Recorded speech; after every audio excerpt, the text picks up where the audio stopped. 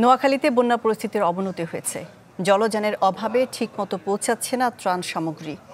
তবে কুমিল্লায় নদীর পানি কিছুটা কমলেও দুর্ভোগ কমেনি। নতুন করে প্লাবিত হয়েছে কয়েকটি গ্রাম। সব মিলিয়ে 11 জেলায় এখনো পানিবন্দী 10 লাখেরও বেশি পরিবার।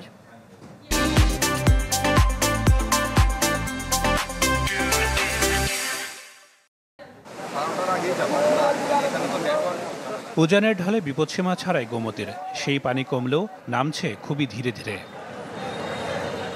কুমিল্লায় নতুন করে প্লাবিত ব্রাহ্মণপাড়া উপজেলার বিভিন্ন ইউনিয়ন। ভেঙে পড়েছে যোগাযোগ ব্যবস্থা।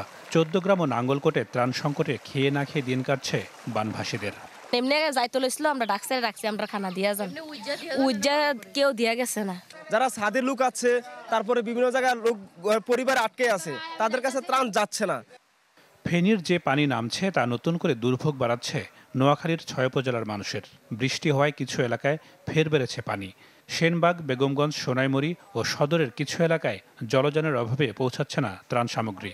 ত্রাণ সামগ্রী কিছুই দেয় না এখানে গরিব দুঃখী মানুষদেরকে। আর ওই যে বিশুদ্ধ পানির অভাব।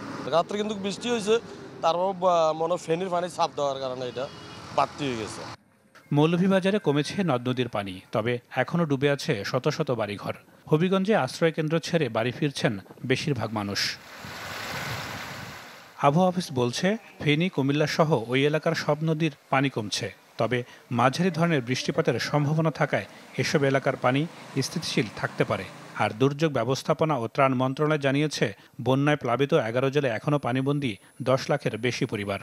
বাংলাদেশে এই মুহূর্তে মোট 11টি জেলায় বন্যা কবলিত রয়েছে। জেলাগুলো হচ্ছে যে ফেনী, কুমিল্লা, চট্টগ্রাম, খাগড়াছড়ি, নোয়াখালী, মৌলভীবাজার, হবিগঞ্জ, ব্রাহ্মণবাড়িয়া, সিলেট, লক্ষ্মীপুর এবং কক্সবাজার।